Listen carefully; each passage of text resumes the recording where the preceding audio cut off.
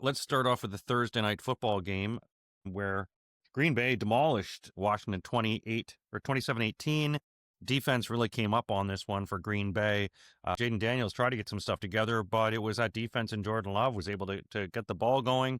Green Bay goes to 2-0. It looked like they were quite nervous when I was watching that game. Washington was struggling to come up. I don't think they had a plan, it seemed like. I mean, I think from how they played last week, I don't think you should have expected them to come out and play lights out against this really good Packers defense. The Commanders just looked like they couldn't get anything going. Like Terry McLaurin looks like a guy who kind of missed a bunch of camp, and they don't look like they're on the same page.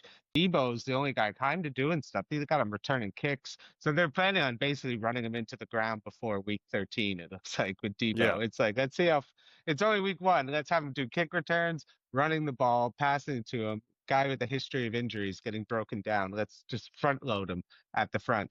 It just looked, the Packers look great. Micah Parsons looks every time he's out there, he's causing havoc, and just makes Rashawn Gary, the two of them kind of feed off each other, and they've just been dominant. They haven't been able to get beaten, even though it was 27-18. It was way worse than that. They got kind of a last second field goal, or sorry, last Yeah. second touchdown. And when Zach Ertz is the only really dependable guy on offense, this is what happens when maybe pivoting to becoming the oldest team in the league isn't always a great idea. It's like, hey, we just had this Yeah. great young season. You know what we should do?